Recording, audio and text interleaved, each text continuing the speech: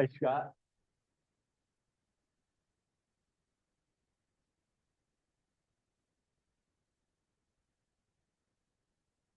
Hello, everyone. The minimal crowd we have on a spring break Friday. It is the 14th. I am Stephen Hammers, your president this year. Man, you guys make me feel good. And I thank you. It's going to be a great meeting. We have got Larry Faust doing our invocation and Bob Searcy doing our pledge and four-way test. But before we get going, I'm tickled to have Dale Llewellyn back after his illness. Good to see you back. And don't forget, we need to continue to pray for Zach Benner's family. His father passed away this past week. I think you all got that email. So, Larry, there you go.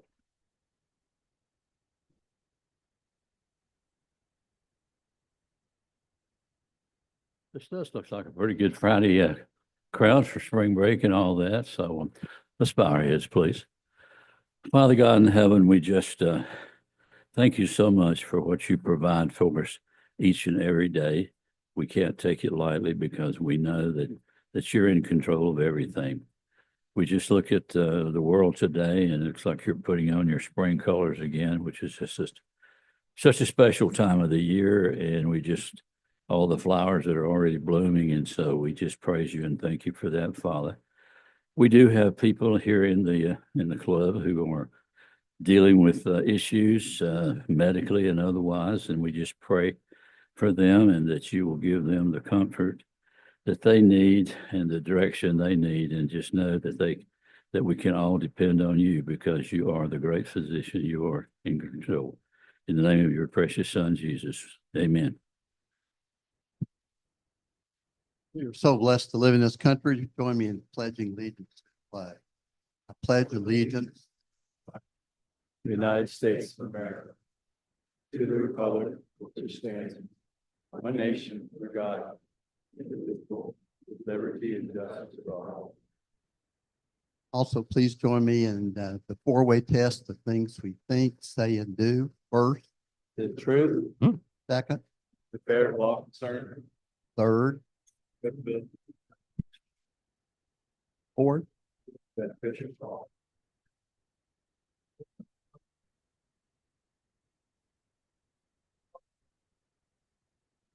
Hey, before we do guests, I have a little bit of a sorrowful announcement, but also a wonderful announcement.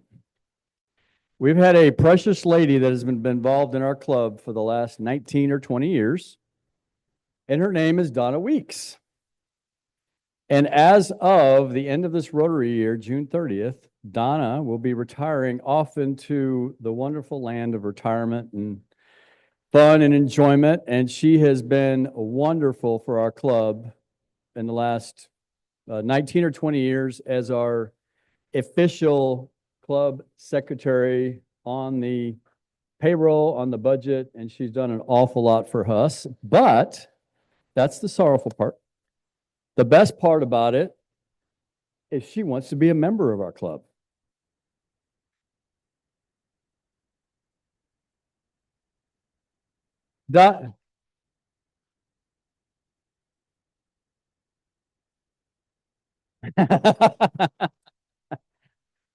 So Donna, I think you're going to squeak by really well. But we thank you so much. Over the next 3 months or so, she's going to be slowly weaning from her position.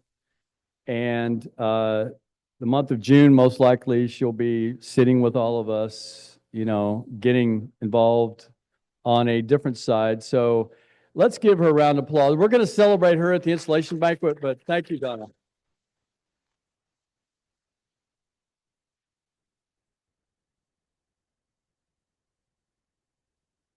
Awesome. Finally. Thank you so much, Donna. Appreciate that. All right, Jennifer, all yours. Sorry. Before we go there, Larry's got a quick announcement and a very important one.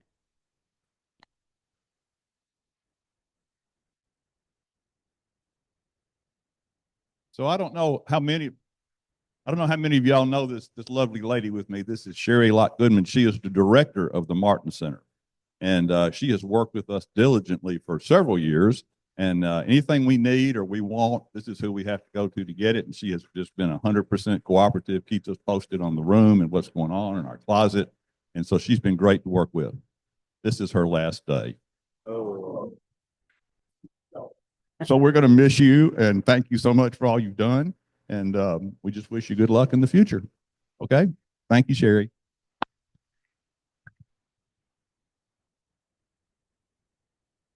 All right, on a happy note. That's awesome. Thank you so much, Sherry. Good afternoon. It's spring break. I've been home all week long with my 3 kids. Yeah. Woo! It's been a good time. Yes, good times. Okay, so we have Claudia, and guess what? She went through orientation today. So guess what happens next? We're gonna let you introduce yourself one more time. Okay. So this is the last time. The test is tomorrow. My name is Claudia. Very good. Claudia Buchanan. I'm at Morning Point of Brentwood, where I filled in the shoes of Jordan, who just had her baby. So, but it's great to be here. I want to thank everyone who's helped me get to this point. So I'm looking forward to serving alongside you. And George has a guest today. You want to introduce him, George? Or you want to? Today, I have the privilege of introducing Mr. Robert Davis, who is here as my guest, but he has a great deal of credentials. This gentleman has served our country for over 20 years as in the U.S. Army and has spent some times in rather difficult places and has come home here to be with us with the Bronze Star.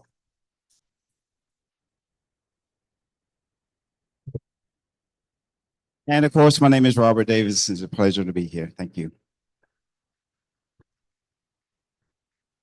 Okay, I think that I got all the guests, of course, except the speaker. You'll get introduced here in just a minute. Is that everybody? Okay, very good. Have a good week, everybody.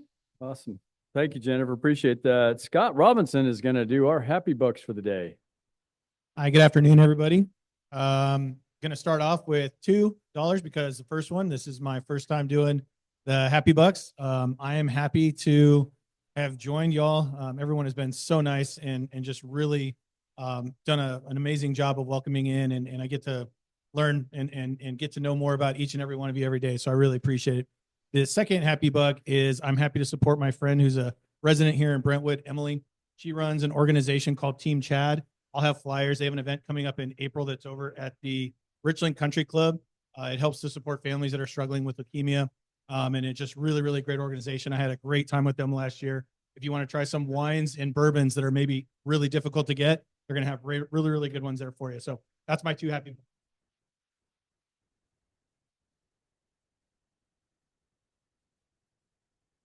All right. Got Bob. Okay, $2 bill again. Okay, I'm still happy, although I'm a little bit distressed because you see that the license plate up there? Number 49 needs to go to somebody. It's free, okay? And I have the forms to get it to you. Can we have the car instead? The only thing they got on it's RI, Rotary International. So it's kind of like a secret Ford. You know? No little.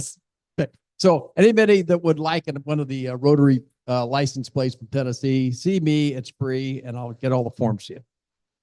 All right, we got Larry. I just want to welcome Dale Wellen back. We missed you.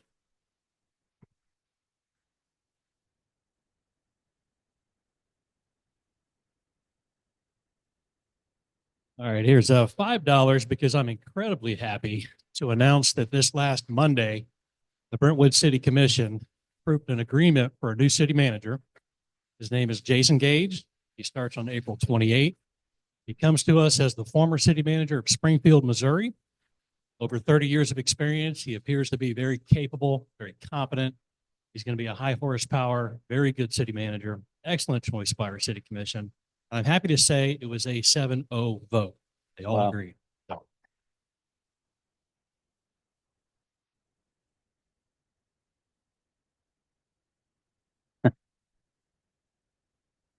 It's me again. Okay, I know we tend to be a little bit of a football team, but can we talk basketball? Come on, people. Yesterday was a basketball girl's dream, and Kentucky won last night. Who was up at 12:30? Me. I got so excited I forgot to go out and look at the red moon. I was so excited. Anyways, go Cats. Everybody better be watching tonight.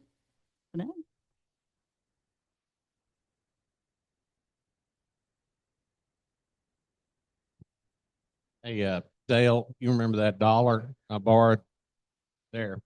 So, Jennifer, where is Jennifer?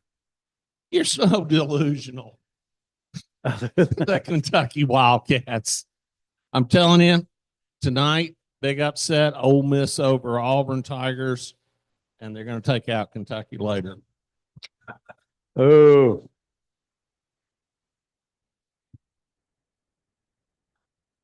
Anybody else? All right. Thank you. all right. Awesome. Awesome. Last announcements. Don't forget April 5th is the Owl Hills, Nature Sanctuary. Banks, you want to say anything about that real quick? Oh, yep. April 5th. Kind of see why, but it worked out that way. We've already posted a new sign up sheet for it. So if you need to sign up, it's already up there. And then I'll talk about parking and everything as we get closer to the actual event. Awesome. Thank you, Banks.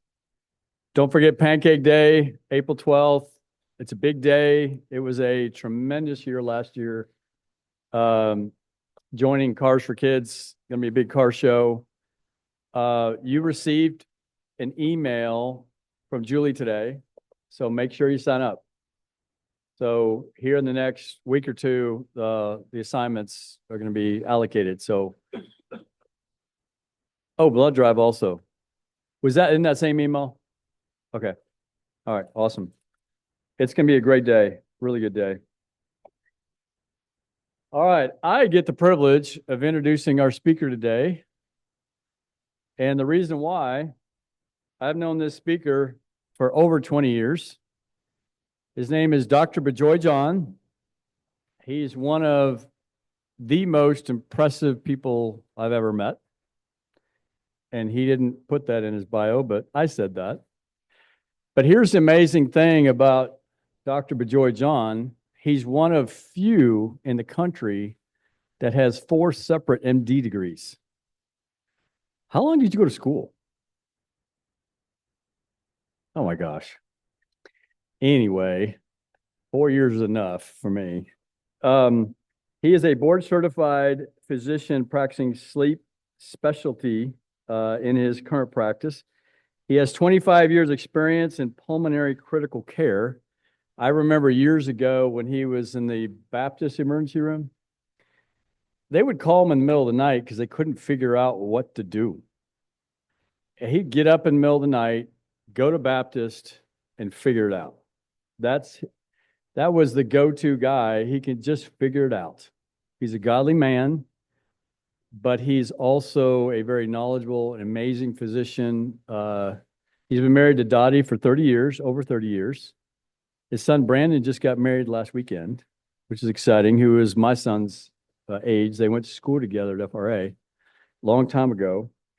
He has obviously a practice, but he also has an online course called the Sleep Fix Academy. And he'll be talking about sleep, which I'll let him dig into all that stuff. But amazing person. He has online courses, podcasts. He's on the media quite a bit. Is incredibly knowledgeable. Getting out of the rat race of the critical care and emergency, he decided I'm going to focus on sleep for the rest of his career, which is really exciting. But going to have a lot of questions. It's going to be a really, really good time. So please welcome Dr. Bijoy John.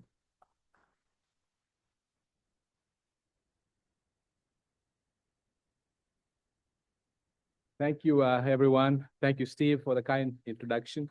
I know a few of you, but I'm meeting most of you for the first time. So we're going to be debating, okay? Is sleep overrated? That's my question right there. How many of you think it's overrated? I think so. Just kidding. No need to sleep, guys. No need to sleep. So I get this question all the time. What is it about sleep that we don't know, right? So let me ask you this question. What is the most powerful hormone that puts us to sleep? Anybody? Raise your hands and tell me. I hear so many whispers. One person. Perfect. So now, what's the most powerful digestive hormone we have? Usually there'll be a silence, right? We are so fascinated with sleep, but we don't pay attention to it, right? So what did I do? I said, I'm going to take this. I've suffered from sleep many, many years because of my schooling, tragedies and my career.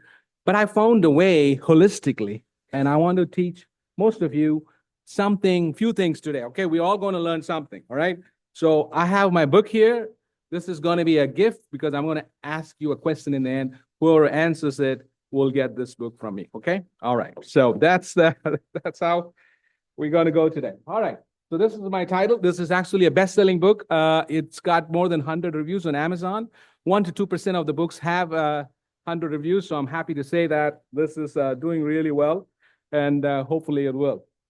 All right. So this is the beauty of sleep. All right. So we wish sleep goes down, we go to bed, and then we wake up. But look at this nuances of sleep. You go to sleep, then it's up and downs. So this is called the REM sleep, and that's the non-REM sleep. So how many of you know about the REM sleep? Wow, what does that stand? One person? Wow, this is crazy. All right, so next question. Which is more important, the REM or the non-REM sleep? How many you say REM? How many say non-REM? All right. So the majority said REM, which is actually wrong. All right. So, so this is a big myth right here.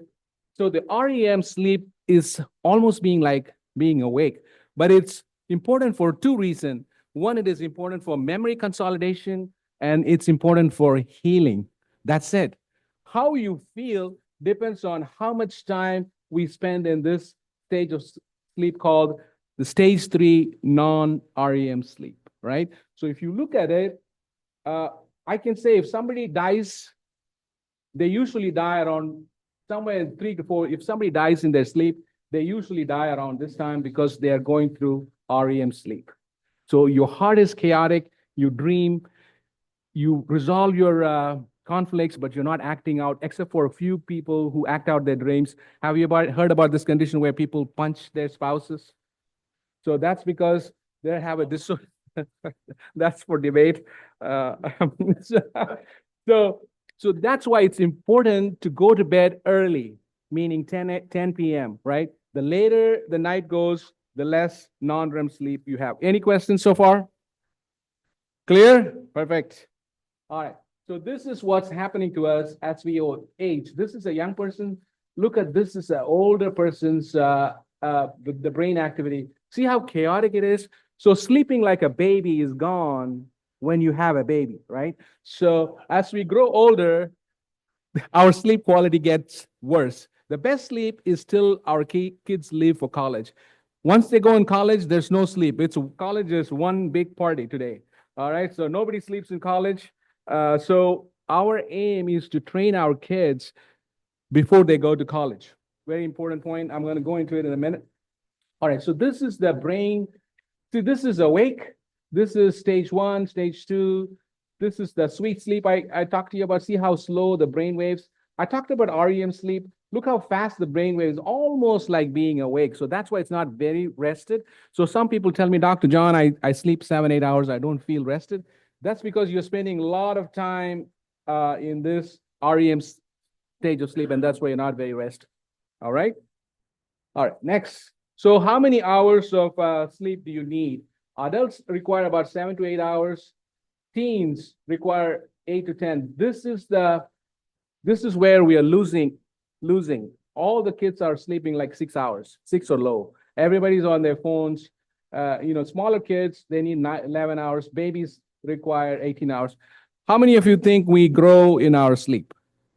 Is it a fact or is it a myth? Now I'll confuse the audience. Then we do grow. Do you know why? That is actually a really good answer, because we grow in our sleep because the human growth hormone is actually secreted maximally in deep sleep. That's why the babies are actually longer. So why is sleep important for adults? Because the human growth hormone is important for us to heal our muscles and also for glucose metabolism, right? All right, so this is a very, very important slide. I can even close my lecture today. So poor sleep worsens anxiety and depression versus sleep. So people who don't sleep have something called sleep anxiety. So this is a important point. If any of our children or people less than 18 years say they can't sleep, that means they have one or two of these conditions. They either have anxiety or depression. So if our children, grandchildren come and tell us, hey, I'm not sleeping, that's the cry for help. If you don't address that, you have to pull that child back and see what's going on, because children are the best sleepers, right? As we grow older, after we go to college or, our career, raising family. So please take home this message, because a lot of parents come and tell me, Dr. John, my son's not sleeping, my daughter's not sleeping. I'm like, okay, I don't want to solicit anybody to come and see me. But actually, I lost one child, went to college and just ended it all. And I felt so bad. Then I call all the rest of the parents and say, bring your child to me. And all of them had depression. So if you hear your child is not sleeping, please pay attention. If there's one message I'm on this crusade after losing that child to give this message, and I put this slide up there. So please pay attention to your children and grandchildren. All right, now comes fitness and weight loss. All right, so everybody wants to lose weight. Everybody wants to work out. I've joined a boot camp this year in January. So I actually sleep great. Why is sleep is important? So if you're talking about fitness or weight, you got to have that equation about sleep, because the more time you're awake, right, the more time you have to eat. And when you eat, you're going to make better choices, right? You're going to grab the high calorie food. That's why people who are night workers, they're all overweight, because they are always struggling behind the 8 ball, trying to stay awake. And you usually get candy or soda or something like that. All right. So pay attention to your sleep. All right. So this is the beauty of it. When you rest, human growth hormone is secreted. And even if you're an athlete, I did a piece on the Titans, and I'm still waiting for the phone call. Why the Titans fail in the in the third quarter. All right, so this is my favorite. So what happens to us in about an hour and a half? What happens to us? How many of you think we become sleepy? Why is that we feel sleepy around 2 o'clock? Anybody? Wow, what an answer. Great answer. What about the circadian rhythm? Yes.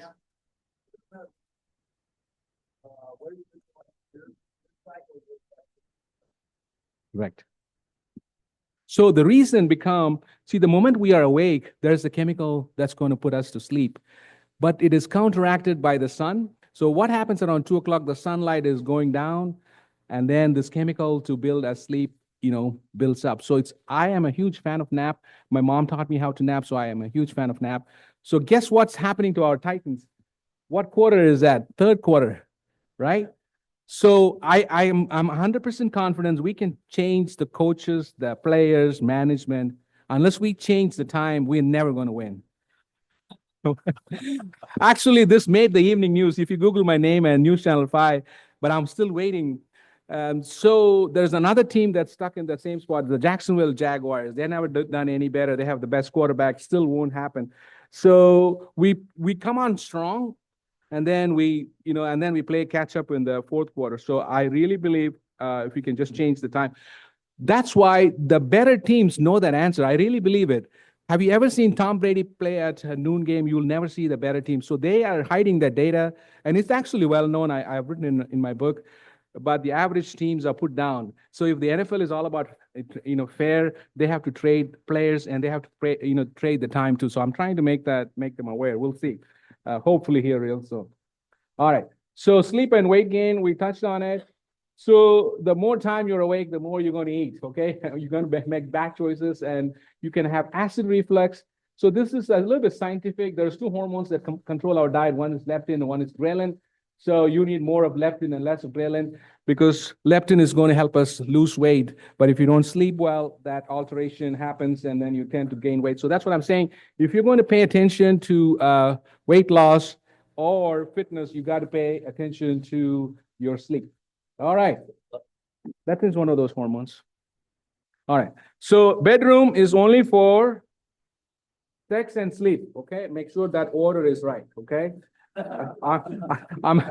I'm defending one person. He did it the wrong way, and then it's like becomes, it gets into all the legal nightmares. So please do that in that order. Actually, there's some truth to it. After sex, you release this love hormone called oxytocin. That's why people sleep better after sex. So that's also in my book. I have a dedicated chapter for sex and sexual health. All right. Most people instead are either worrying or they are snoring, right? Most couples are sleeping separately. That's called the sleep divorce, right? Have you heard about this term? This is in the vocabulary. People are snoring their spouse. Why do men snore more than women? Anybody? Why is that? Or so that is usually you get kicked out.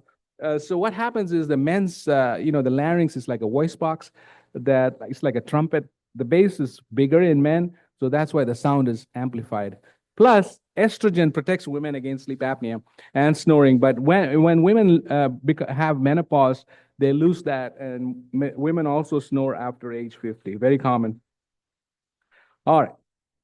So this is an important slide. This is a very, very busy slide. This is about sleep apnea. Look how many things it affects our body. Snoring, blood pressure, weight gain, acid reflux. This is a big one. Memory problem, ADHD. This is another big one. A third of all children diagnosed with ADHD have sleep apnea.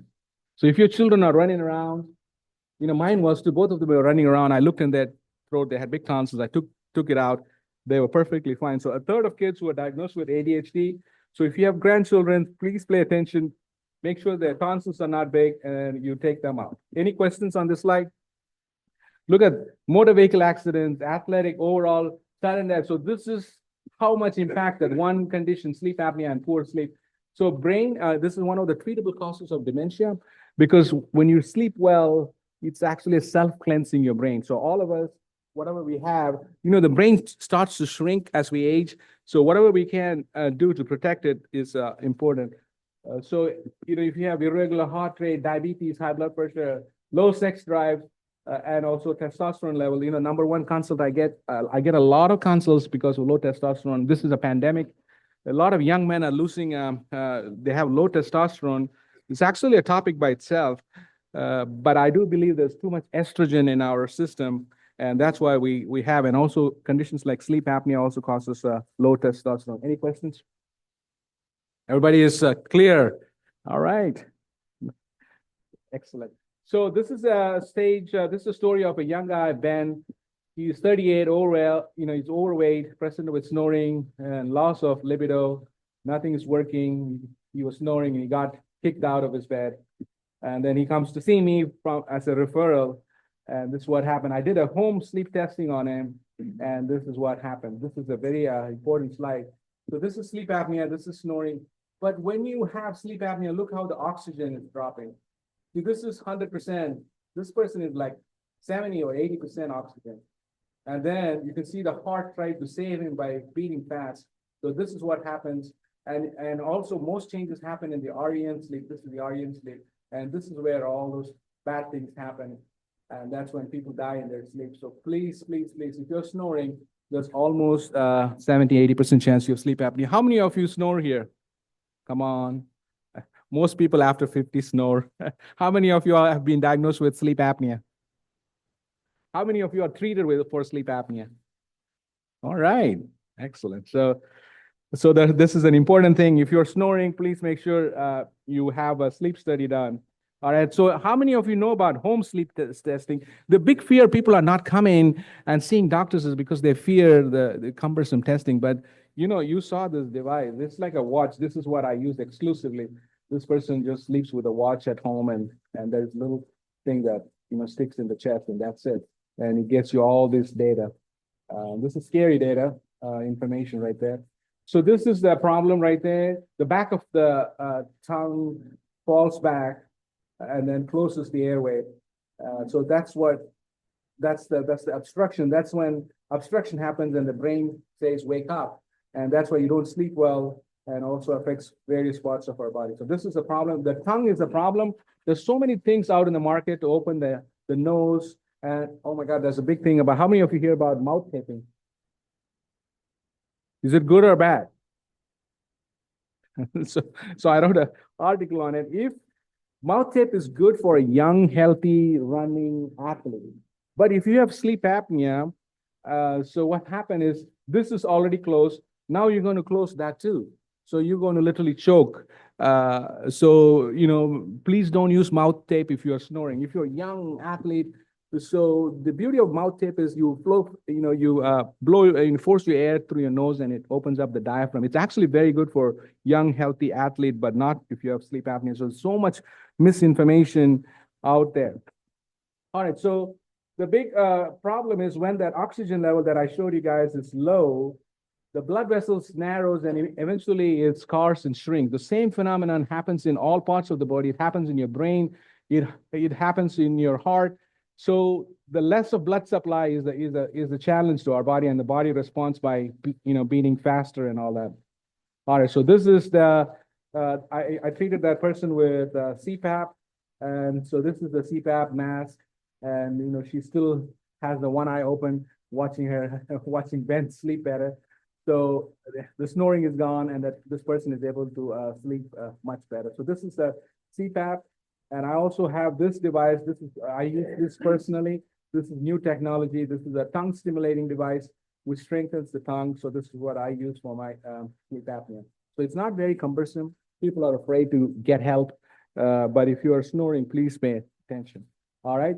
So this is the big concept about how sleep is overrated or underrated. So within us, there's a few subset of us who are short sleepers. We don't need much sleep. We only need 4 or 5 hours.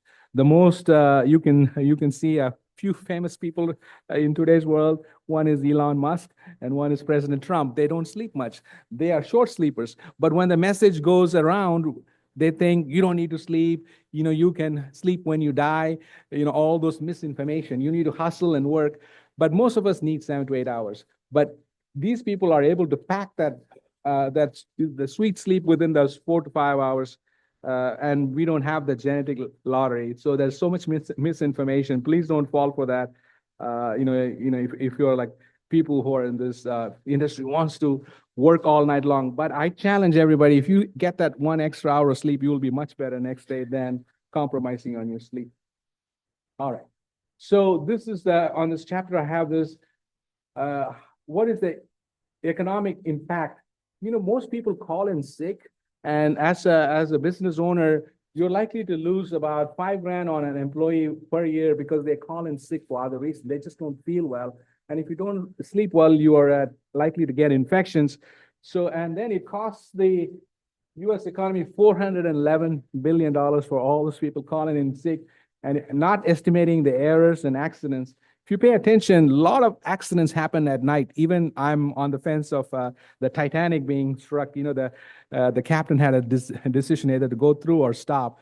If he had gone through, he would have, broken through the iceberg, but he tried to slow it down. So I think his judgment was poor. So the Chernobyl disaster happened at 2 a.m. And also the Challenger explosion, most of those people didn't sleep well. So there's a lot of debate. And I also tell people, one message I can give from this slide is, if you have to make a decision to drive at night, please don't do it. You're going to be sleepy just like at 2 p.m. You're going to be very, very sleepy at 2 a.m. I'm on the receiving end of that. I've seen many accidents of people just sleeping at the wheel. So anybody planning to drive, spring break, whatever, please stay the night and it's only only 1/3 of vehicles are on the road at night. 2/3 of all accidents happen between 2 a.m. and 4 a.m. So there's a statistic. So please don't drive. If you're given a choice, please stay in a hotel. All right. So that's any questions here? Everybody's too much information, too little. Everybody's paying attention. Questions? Yes. My fun statement is just listen to me. I'll read my book. You'll go to sleep. So.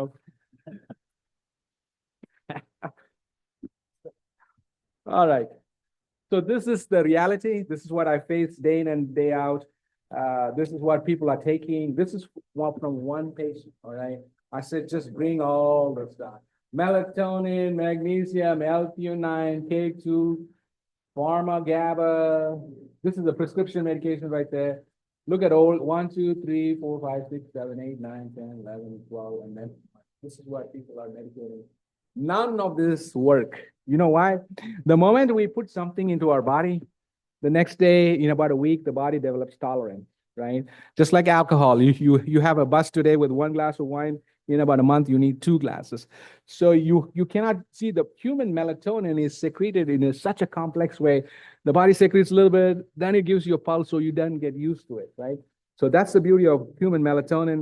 But anything you take outside, it's a problem. So this is how I deal with people on a daily basis, bringing all kind of stuff. All right, so always 3 important tips, okay? Number 1, schedule worrying time, all right? Everybody worries. We all take that worrying to our bedroom. I cannot, Dr. John, I can't turn my mind off. So I tell people 6 p.m., 8 p.m., just whatever you want to resolve in your life, please do it. I do it. I was checking all these things about last night and I said, I'm done. I found my slides last night. I'm done. Because when I lay in bed, I'm not going to think about the bills or anything else. So gadget-free zone. Everybody has their favorite phone by their bedside. So what happens in the middle of the night? There'll be a message, and then you wake up. You saw the first slide. We wake up a few times at night. Then you're tempted to look at your phone, and it's 2 o'clock, 3 o'clock. Your mind's racing. So I keep my phone next in my bathroom. I set an alarm for whatever time I want to wake up, and I don't take it on in my bedroom. So one technique I teach is, this is the technique that I have pioneered or used for sleep. I've been using for 30 years. When I lay in bed, I am not thinking about anything that's reality. I think about the abstract, the last show I watched, and I form an imagination, and I drift off to sleep. It's worked well for me for the last 30, 35 years. But I give my mind a chance because I don't have my phone. I'm not worrying. So if you do these 3 steps, I think your sleep will improve by about 40%. So the first 2 are the 1 and 2 are the big ones. And then when you lay in bed, start about thinking about the abstract. Have you ever heard about this technique for sleeping? So the 1 and 3 are my special techniques that I'm teaching the world. This is there. Everybody talks about it for many reasons. So those are the 3 top things you can do to help sleep yourself better. All right. So this is my book. And it was number 1 on Amazon. I got more than 100 reviews. I'm happy about that. And I got the Global Impact Award for Health. And I get to hang out with some cool people. I was on News Channel 2 last month. And I was on News Channel 5 last week. And I started an online academy called Sleep Fix Academy.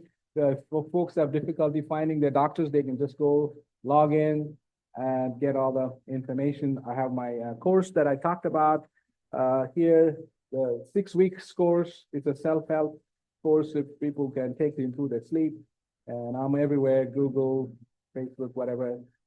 I call myself Dr. Sleep Fix. All right, so that's it, I think. And I'm ready for questions. I think I'm doing well on time. So the question, all right, tell me one famous person who died in their sleep because of not treating their sleep apnea. Who was that? Who else? Carrie Fisher is complicated. Yeah, she had a lot more stuff. So, no. So how about a famous football player? Yes.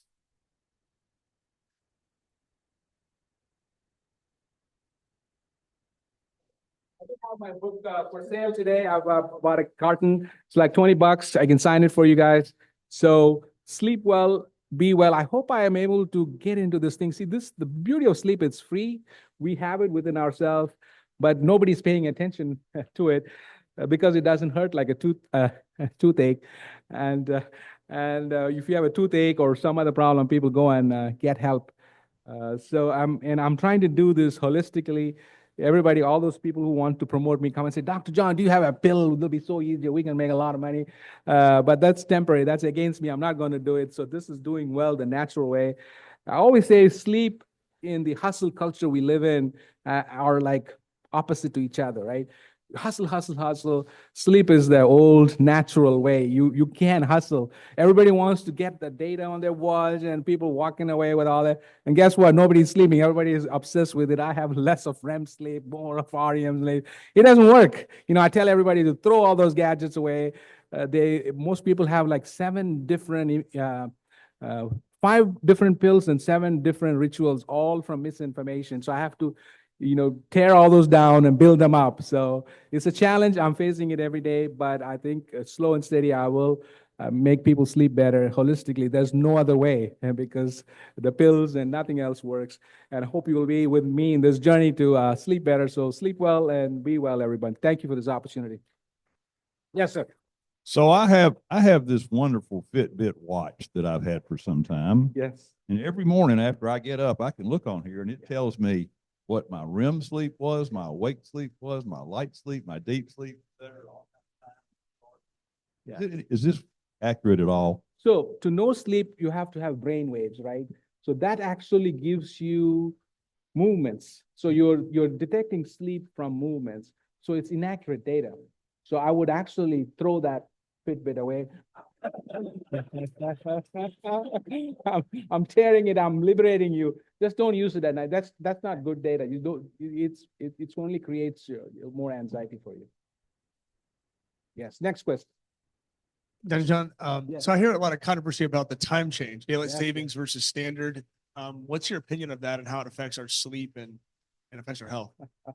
So the last week is the highest incidence of heart attacks after time change because in spring we lose time, right? So it's still dark. People are having accident, and then the loss of time, especially today because of we are in a sleep deprived nation. It puts a lot of pressure on your heart. The highest amount of heart attacks every year happens the week after a time change. And we will never win this battle because we're trying to make that change because it's a commercial reason.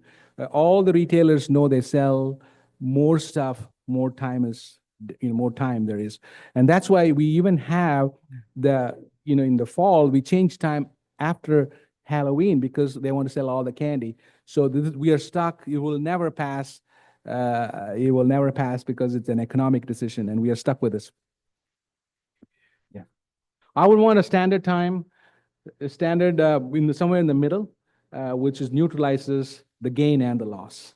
So it's called permanent standard time, PST. Next question. Dr. John, I got a Yes. question. I've always been fascinated by people who are short sleepers. Yes. Now, besides the fact that they're sleeping less hours, do they have anything in common? Genetics? What are the studies on that? So if you look at it, somebody in the family members are also short sleepers. I get a few executives who come to me because their family say, "You're not sleeping well," and they're all sad and they come. Actually, that's the easiest diagnosis I make. I say, "You're healed. You can walk away. You don't have a sleep disorder. You're just a short sleeper." That's the best diagnosis. But family members also, these people are high achievers. Most of them use their talent for betterment. So the high achieving people, most of them are blessed. They find that trait young and they use it for some good purpose most of the time. Next question. Yes. So insomnia seems to run in my family. Yes. May or may not be anxiety related. Mhm. Myself, I haven't had any anxiety symptoms other than I just can't sleep. Yes. My brain stays going. I can fall asleep, can't stay asleep. Yes. Tried a lot of the things that you've mentioned or probably in your book, whether it's diet, sleep, exercise, caffeine, light shift, all those things I've tried, no success. There was one thing that came along. My brother found it first, reported great success with it. Then I had it, or then I used it, and it was great. And it's mirtazapine. It is a tetracyclic antidepressant. It's an antidepressant, But the yes. off-label use Yes. is for sleep. Yes. It acts like Ambien in effect, but it doesn't have the bad side effects of Ambien. It is safe in elderly populations. It's not anticholinergic, which most of your sleep aids are and most of your benzoids are. It has very, very good safe properties about them, and it's been used for years. Off-label uses for sleep, sleep like a baby. Nothing else had helped me do it. And I went for a sleep study and everything. I stayed awake the entire time. The entire time. Guy comes in 4 hours later. He's like, I've been watching you on the screen. You're still asleep. I got something you can take. I'm like, what is it? It says melatonin. How much? 2 milligrams. Have you got a dozen more of those? What's 2 milligrams going to do for me? Nothing, right? And I just sat there and laid there all night long. I had to work the next day. I never went to sleep. So, But mirtazapine did do it for me. yes, it's actually a great drug. So the decision, I do put people on sleeping pills. See, you have to weigh the risk and the benefits. The benefit for you is sleeping. So if that's what it takes for you to sleep, I say okay for that, right? So I do put a few people, a percentage of people on medications. But the most important thing as we age, make sure you don't have sleep disorders. Very common after 50 to have, sleep disorders. So that medication has been, the Remeron, mirtazapine has been there for a long time. So I'd rather have the medication if I'm going to take that's been there for a long time than the newer medication. So if that's what making you sleep better, I'm okay for it. Next. You mentioned short sleep about those of us who require more sleep, like more than 8 hours. Correct. Yes. 9 and 10 hours. So I have a chapter for that. So what happened is I see a subset of people who require more sleep. So the younger they are, that's a challenge. There's 2 conditions that are very bad. One is called narcolepsy. If you remember the movie Deuce Bigelow, Male Gigolo, how many of you remember that? So that movie trivialized the narcolepsy. So if you're young, you have to make sure you don't have these 2 conditions, hypersomnia or narcolepsy. In older adults, meaning past 50, that means you have a sleep disorder. You're operating under sleep debt. That's what you're trying to make up. The most common being, either sleep apnea or restless legs or REM behavior disorder or, limb movement during sleep. So it depends on the age. So if you're talking about yourself, you really need to get a sleep evaluation. Or it could be like some of the disorders like thyroid, vitamin D deficiency, but most common is a sleep disorder. Next question. So since we're talking about things that will never be adopted here, you mentioned the 2 o'clock, the feeling of resting in the European culture. They do a siesta, do an afternoon, everyone breaks. One, do they sleep the same amount at night as far as hours? Are they still getting the same 8 hours with a nap during the day? And then 2, is that something that if we're talking about things that you would see would be beneficial? Is there health benefit to that piece? Absolutely. Naps are very helpful. You actually increase your brain volume by about 5 or 6% when you take a nap. But the key here is if you're napping more than 30 minutes, if you're napping 2 hours, then you're operating on a sleep debt. So just to get over the circadian rhythm, the low of our, so if you look at, we are most awake 7 a.m. and 7 p.m. We are most sleepy between 2 p.m. and 2 a.m. That's the circadian rhythm. So that's why if you look at TV time, they call it prime time because it's 7 p.m. everybody, and we go to 7 a.m. meetings. We never go to 2 p.m. meetings because nothing gets done, right? If you want to slide some things, you call us a 2 o'clock meeting, okay? Nobody's paying any attention. So the whole world follows that. They take a siesta or a tea time. So if you can get a nap, I actually nap. Everybody in my home knows where's dad at 2 p.m. on a Sunday. I'm taking a nap. I get a chance to take a nap. I always do. So please do. 30 minutes. Yeah. Next question. Thank you. Appreciate it. Yeah, thank you guys.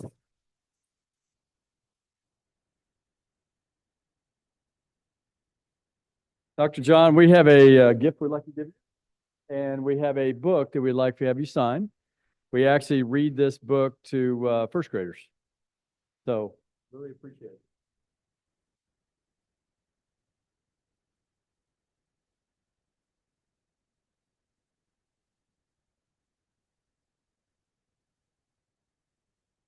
Hey, I want to thank all of our visitors for coming. Robert, Claudia, congratulations on your, which I assume the induction will be here next week or so. And I think that is it. Don't forget to stack the chairs in 8. Don't put them against the walls. Help clean up. And if there's anything else, the good Rotary, we are adjourned. Y'all have a good weekend.